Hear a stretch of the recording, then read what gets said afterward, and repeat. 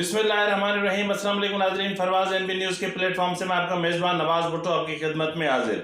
नाजरीन, आज मौलाना फजलुर रहमान ने एक इंतहाई अहम बात की है। उन्होंने बात ये की कि उनका कहना था कि जो 14 मई का सुप्रीम कोर्ट का ऑर्डर है वो भी इसी तरह ही है जिस तरह इमरान खान के दौर में पंजाब में बल्दियाती इंतखाबात के हवाले से ऑर्डर जारी किया गया था।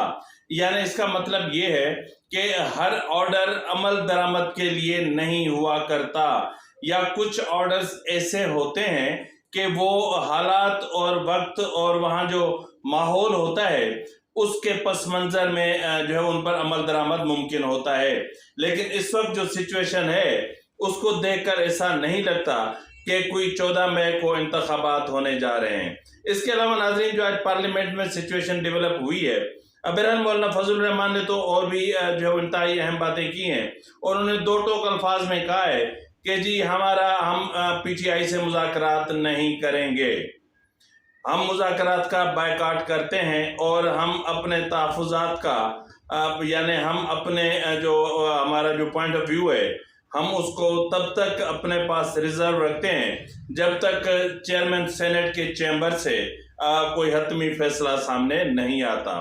तो बहरहाल उन्होंने कहा कि जो है वो पहले आप हमसे हमारे सरों से हथौड़ा हटाएं, फिर फैसले की बात करें तो बात समझ में भी आती है।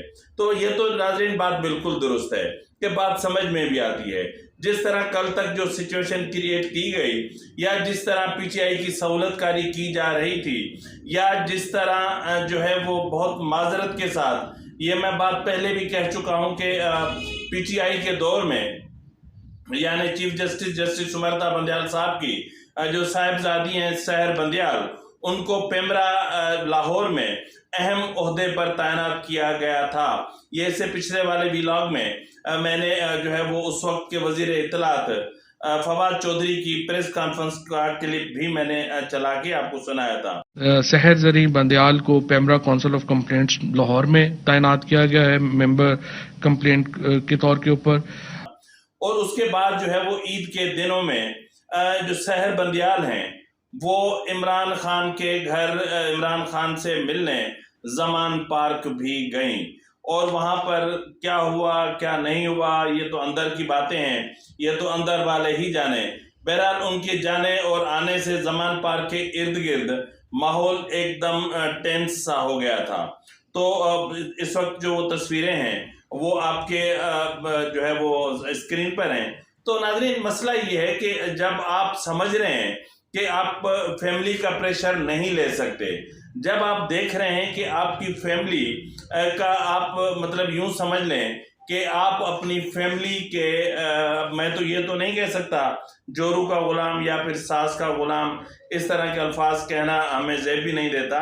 बहरहाल मैं इतना ज़रूर कह सकता हूँ कि अगर आप में फैमिली का प्रेशर लेने की ताकत या हिम्मत न हो तो फिर मेरे ख्याल में कि इंसान को फिर खुद जो है वो सेल्फ अकाउंटेबिलिटी करनी चाहिए।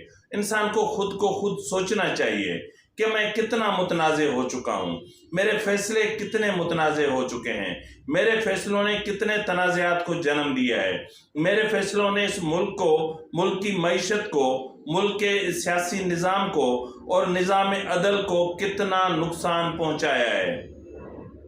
ये सब कुछ आसान है अगर जो है वो चीफ साहब एक बार बैठकर सेल्फ अकाउंटेबिलिटी कर लें, देख लें और ये भी देख लें कि जिस तरह गुलाम महमूद डोगर का केस जो 184(3) में कन्वर्ट हो के और फिर 9 रुकनी बेंच, फिर 7 रुकनी बेंच, फिर 4-3 का फैसला और 4-3 के बाद फिर 3 का फैसला।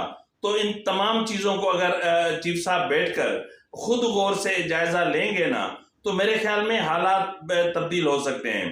तो इसके अलावा नाज़रीन पार्लियामेंट के मामलात की तरफ आते हैं, थोड़ा सा सब्र करें और क्योंकि ये मामला भी बहुत अहम है, क्योंकि गुज़िश्ता रात भी जो है वो जो 3 रुकनी बेंच है इनकी कहीं बैठक हुई थी और उस बैठक में भी न सिर्फ अच्छे माहौल में बातचीत नहीं हुई बल्कि तू मैं तक भी मामला पहुँचे और इसके अलावा आइन पसंद जो जजेज हैं उनको टोटल खुडे लाइन लगा दिया गया है। जिस तरह जो है वो एक मोजिज सीनियर जज साहब हैं वो मतलब इस वक्त सुप्रीम कोर्ट में नहीं है। जस्टिस काजी फैज ईसा साहब को चैम्बर वर्क पे लगा दिया गया है, और कुछ एक और जज है, उनको भी चैम्बर वर्क पे लगा दिया गया है। तो यानी इस सिचुएशन को देखते हुए फिर ये हुआ कि आइन पसंद, जिनको आइन पसंद जजेस कहा जाता है, उनमें से किसी एक का जो है मीटर शार्ट तो हो सकता है ना, किसी का भी हो सकता है भाई, क्या है, जब कुछ चीज़ें हद से पार हो जाएं और जब कुछ चीज़ें हदूद से तजावुज़ कर जाएं, तो फिर तो जाहिर है कि इंसान है, गुस्सा आ जाता है। तो उनको भी गुस्सा आ गया और उन्होंने भी आके फिर रगड़ दिया चीफ साहब को, और खूब रगड़ा और खूब गरजे और खूब बरसे।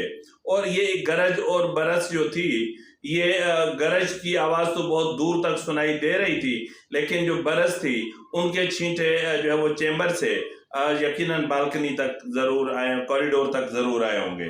तो बहरहाल जो है वो इस वक्त सुप्रीम कोर्ट के अंदर की जो तकसीम है वो बहुत भयानक सूरत हाल अख्तियार कर चुकी है, और मुझे डर है कि आने वाला जो हफ्ता होगा वो शायद सुप्रीम कोर्ट के लिए बहुत मुश्किल हो। एक तो इसलिए कि सुप्रीम कोर्ट के अंदर के जो मामलात हैं उनमें जो एक तजाद पाया जा रहा है, या उनमें जो एक आतिश फिशा उबल रहा है, वो किसी भी वक्त फट सकता है।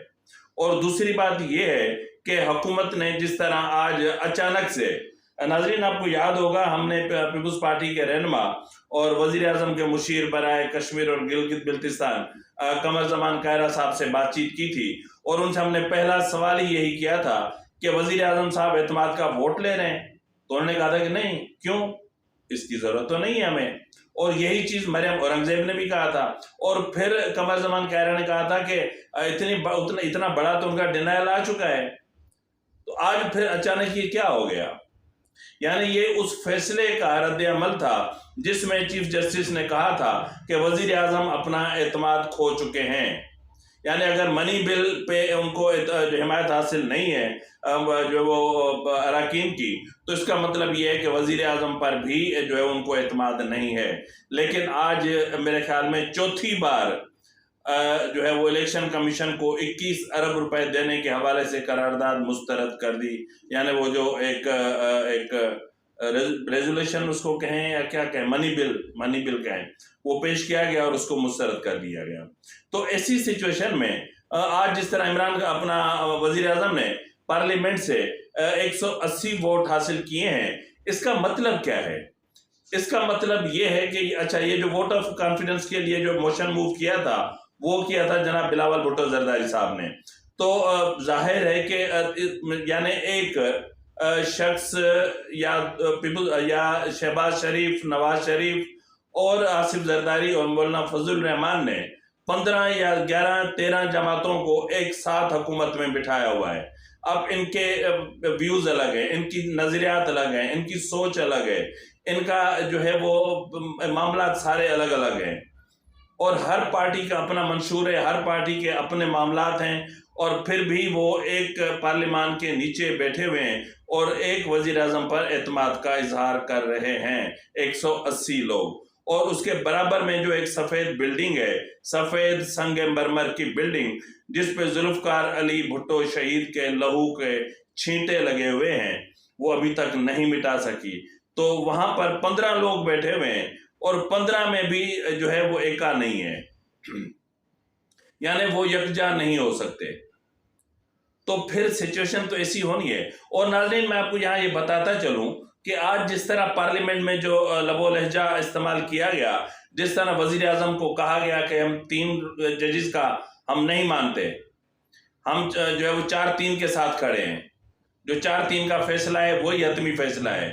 और उसके अलावा जो मामलात हैं वो ये हैं कि इन तीनों जजेस को प्रिविलेज कमेटी की तरफ से आने वाले चंद दिनों में नोटिस जारी हो जाएंगे। अगर प्रिविलेज कमेटी की तरफ से इनको नोटिस जारी होते हैं और यकीनन जो है वो जो जज साहबान हैं वो अदालत में यहाँ पे पेश हों या ना हों, ये तो एक अलग बात है। लेकिन जिस तरह गुज़िश्ता रोज़ मैंने आपको बताया था, नाज़रीन ये तो प्रिविलेज कमेटी की बात हो रही है, लेकिन यहाँ पर मैं आपको बताता चलूँ, मैंने आपको कल भी बताया था कि आइन का आर्टिकल 68 है, जिसमें कहा गया कि no discussion shall take a place in parliament with respect to conduct of any judge of the Supreme Court or of a High Court in discharge of his duties. تو یہ چیز نہیں ہو سکتی، ٹھیک ہے. تاہم جس طرح میں نے کل آپ کو بتایا تھا کہ آئین کے آرٹیکل 66 کا جو 2 ہے اس میں جو ہے اس میں بہت ساری چیزیں کلیئر ہیں، جس میں کہا گیا ہے کہ in other respect the power immunities and privilege of parliament and the immunities and privilege of the member of the parliament shall, مطلب یہ جو اگر پارلیمنٹ اور اگر رکن پارلیمان کی کوئی توہین کرے یا ان کے استحقاق کو مجروح کرنے کی کوشش کرے تو پھر جو ہے وہ پریولیج موشن آ سکتا ہے. تو پریولیج موشن آ بھی سکتا ہے، ججز کے کنڈکٹ کو ڈسکس بھی نہیں کیا جا سکتا. تو بہرحال یہ چیزیں ہیں. اب یہ تو بڑے دماغ والے اور آئینی امور کے ماہرین ہی سمجھ سکتے ہیں. تو بہرحال یہ چیز طے ہے کہ ان 3 ججز کو بلایا جائے گا، اور یقیناً یہ جو ججز ہیں یہ 68 میں چھپنے کی کوشش کریں گے، اور اس کے بعد پھر دونوں اداروں میں بڑا تصادم ہوگا. 2 نہیں بلکہ 3 اداروں میں، یعنی پارلیمان میں بھی، سپریم کورٹ میں بھی، الیکشن کمیشن میں بھی، یعنی ایک ایسا ایک بھیانک جو ہے وہ سچویشن کریٹ ہوگی کہ جس کو سنبھالنا بہت مشکل ہوگا. ناظرین کہتے ہیں کہ اگر کسی کو تھوکا چاٹنے کی عادت پڑ جائے نا تو پھر وہ دیکھتے رہتے ہیں کہ کون کہاں تھوک رہا ہے. میں بہت یہ بری بات کہی ہے میں جانتا ہوں، بالکل میں اچھی طرح جانتا ہوں، لیکن میں کیا کروں. یہ وہی پی ٹی آئی ہے جو کل تک کہتی تھی کہ ان چوروں کے ساتھ، ان منی لانڈرر کے ساتھ، ان ماڈل ٹاؤن کے قاتلوں کے ساتھ، ان فلاں پریزنوں کے ساتھ، ان لینڈ گریبرز کے ساتھ، ان بدماشوں کے ساتھ، ان بیماریوں کے ساتھ ہم بیٹھ کر بات کریں گے. میں مر جاؤں گا ان سے بات نہیں کروں گا.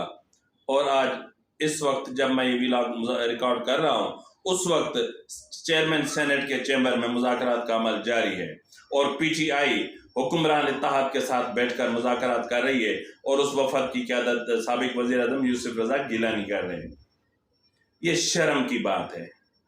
تو اس لیے کہتے ہیں کہ ابھی میں عمران شفقت صاحب کا ایک ویلاگ سن رہا تھا، اس میں انہوں نے کہا تھا کہ یہ ٹیسٹ ٹیوب بیبیز ہیں، یہ ٹیسٹ ٹیوب بیبیز ہیں، یہ ان کو پیدا کیا گیا ہے، یہ پیدا ہوئے نہیں ہیں. تو جن کو پیدا کیا جاتا ہے نا تو پھر وہ وہی سیکھتے ہیں کہ ان کی سوچ جو ہوتی ہے وہ جابرانہ آمرانہ ہوتی ہے، مطلب وہ بالکل بدماشوں والی سوچ ہوتی ہے نا. ظاہر ہے کہ جس نرسری سے نکل کر آئے ہیں وہاں کیسی سوچ ہوگی. وہاں مخالفوں کو ٹارچر کرنا، کڈنیپ کرنا، شارٹ ٹرم کڈنیپنگ، اور جو ہے ان کو لاپتہ کر دینا، ان کی مسخ شدہ لاشیں اٹھا کر پھینکنا، بلوچستان میں جو ہے وہ ایک ہنگامہ برپا کر دینا، دہشت گردوں کو لا کر خیبر پختونخوا میں آباد کر کے خیبر پختونخوا کو لہو لوہان کر دینا، اور پھر انہی دہشت گردوں کی آڑ میں، اسی ٹی ٹی پی کی آڑ میں جو ان کی باقیات ہیں وہ اس وقت خیبر پختونخوا میں کچھ گھنونی حرکتیں کر رہی ہیں جس کی وجہ سے ادارہ بدنام ہو رہا ہے. تو یہ سوچ وہی ہوتی ہے، یہ لوگ وہی ہوتے ہیں، یہ نان ڈیموکریٹک سوچ رکھنے والے ہیں. تو جو نان ڈیموکریٹک سوچ رکھنے والے ہوں، جو ملک میں صدارتی نظام نافذ کرنے آئے ہوں، جو ملک میں ایمرجنسی اور مارشل لا نافذ کر کے اور جو ہے وہ 20,030 تک بیٹھ کر جو ہے 2030 تک بیٹھ کر اور یہاں پر حکمرانی کرنے کا سوچ کر آئے ہوں، اور جو ہے وہ چیف آف آرمی سٹاف کو ڈبل پروموشن دینے کے پرومیسز کے پریزیڈنٹ ہاؤس میں بیٹھ کر رہے ہوں، اور ان کے لانگ بوٹ کو پکڑ کر چاٹ بھی رہے ہوں. شرم آتی ہے. پھر بھی یہ لوگ کہتے ہیں کہ ہم ڈیموکریٹک جو ہے وہ پولیٹکس کرتے ہیں. یہ ہے ڈیموکریٹک پولیٹکس. جوتے چاٹتے ہو آپ، شرم نہیں آتی آپ کو. ڈبل پروموشن دیں گے آپ کو، ہمیں اقتدار میں لے آؤ. کیا اقتدار ہی سب کچھ ہوتا ہے؟ اقتدار تھا نا، کیوں گمایا، کیوں کھویا؟ بہرحال اللہ کرے گا خیر. اب ناظرین میں آپ کو یہاں پر جاتے جاتے یہ بتاتا چلوں کہ اس کے بعد ایک میں ایسی جو ہے وہ ایک ویلاگ لا رہا ہوں جس میں عمران خان کی جو کوکین کے استعمال سے جو عمران خان کے ساتھ معاملات ہیں وہ کیا ہیں، کس قدر شدید ہو چکے ہیں، اور اس کے جو کانسیکوینسز تھے وہ اب کس طرح سامنے آنے لگے ہیں. ان پر ایک ابھی ویڈیو میں اس کے بعد جو آئے گی وہ اس پر ہوگی تو دیکھنا مت بھولیے گا۔ اسی کے ساتھ ہی ناظرین اپنے میزبان نواز بھٹو کو اجازت دیجیے۔ اللہ حافظ۔